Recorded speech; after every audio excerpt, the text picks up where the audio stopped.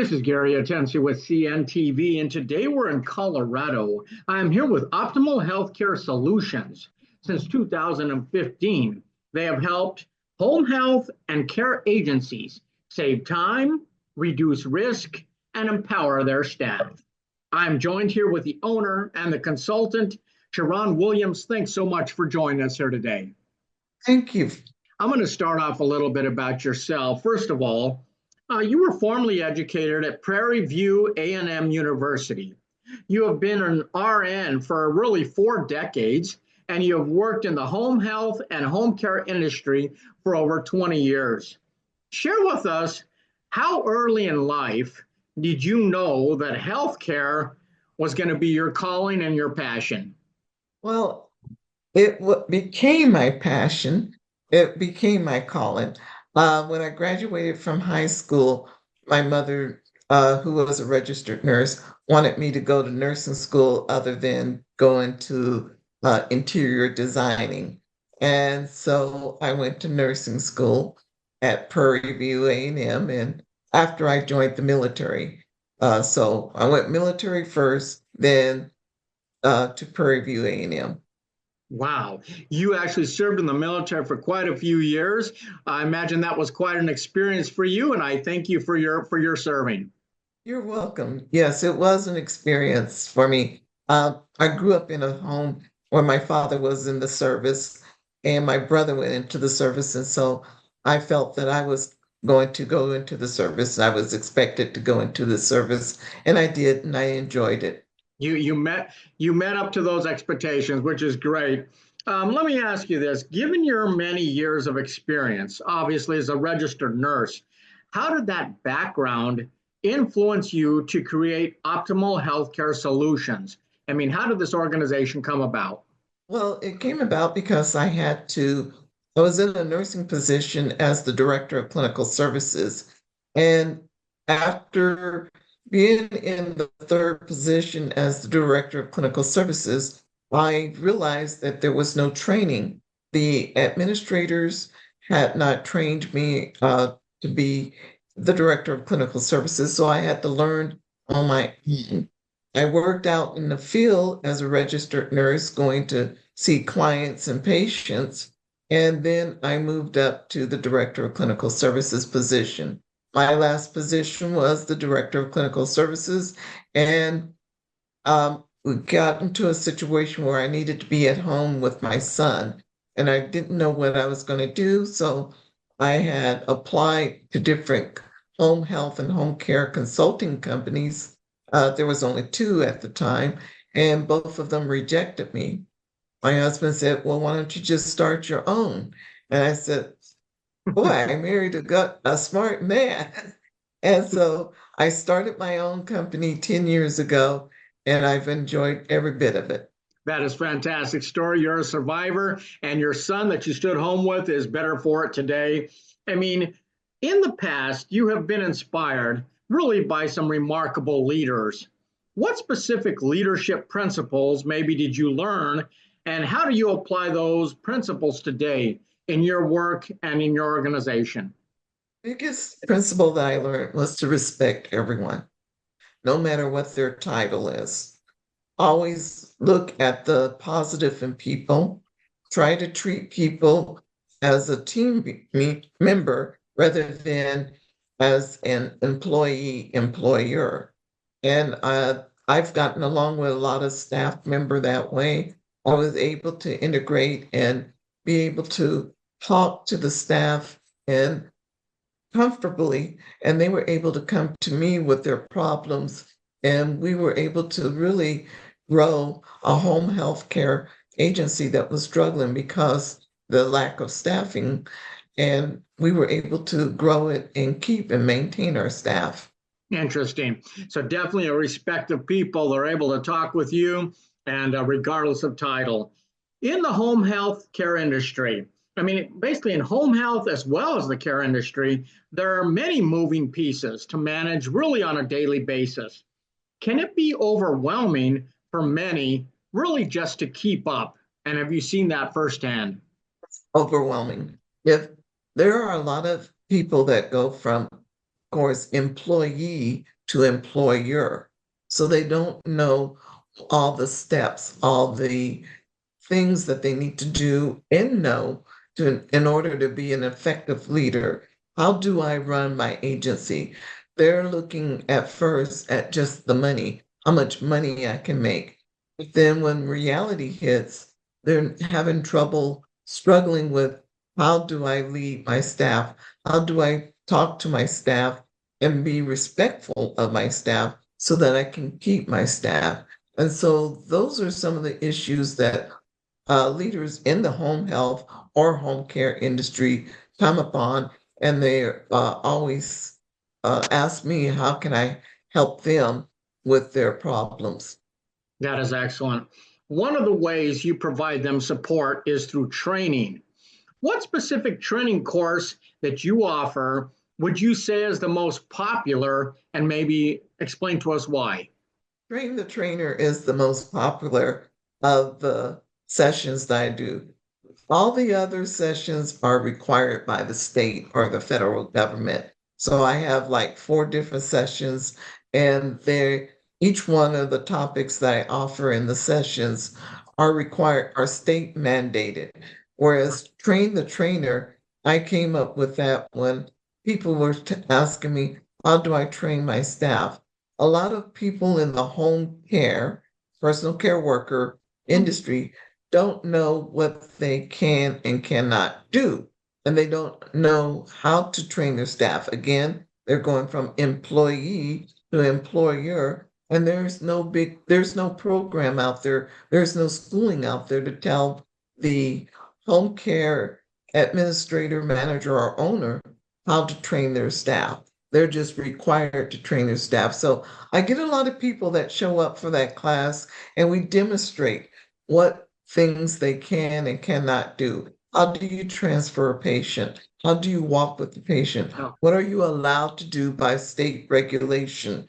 You know, um, there are state regulations that says that you can do certain things for home care agencies. So they need to understand and know what they can and cannot do, and what is considered medical or skilled and what is considered non-medical that they can do.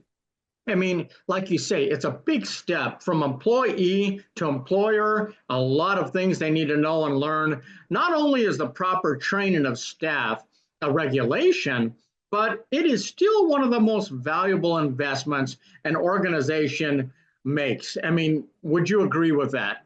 Yes, definitely. Now with home health and home care starting to grow, it's going to be, this is an industry that's just going to bust open because soon, well, they're starting to do it now. Hospitals are getting people in and out, and they're expecting home health and home care agencies to do the rest of the healing and taking care of the patients. So they're looking for qualified agencies to take care of their patients that's going to provide them the care that they need and to prevent the 20 to 30-day readmissions in the hospitals.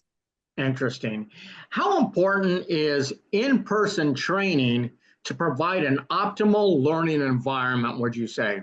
Very important due to the fact you have their attention. You know they're listening, and you know that they're looking and taking notes compared to doing online courses. You don't know who's behind the screen, who's watching those videos. Do they understand? They're not able to ask questions, and they're not going to get answers. I hate to say it, a lot of companies put up online courses just to make money. Whereas I like to do live in-person training because I want to make sure that you are going to go out and provide quality patient care without questioning, are you doing things right? And that way I am going to be proud of you to be able to stay in business and grow and make sure that you're in state and federal guidelines. I would agree with you. Definitely in-person training, you get so much more out of it. I mean, these training sessions allow participants to also network with each other. It eliminates distractions, boredom. I mean, people get bored looking at the screen all day doing those kind of training. In-person is great. And also they're CEU credit approved, which makes it great for people who need those as well. I mean, let's face it, this is an industry where you need to cross your T's, dot your I's, where procedures need to be spelled out. Do your regulation compliant manuals really make that possible? Kind of tell us about the manuals, please. Oh, yes, our manuals, I'm very proud of our manuals. Our manuals follow the state regulations. We make sure that every manual that goes out our door follows state regulations or federal regulations. Right now, we're working on getting our Class A manual, which is for home health.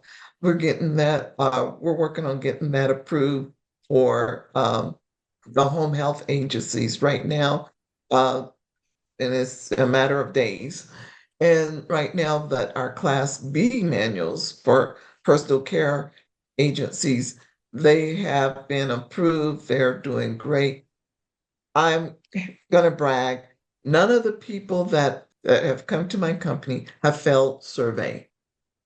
When they buy my manuals, That's when they purchase my manuals and when they get my consulting services, they have all, in the past 10 years, within the past 10 years, have all passed survey, state survey.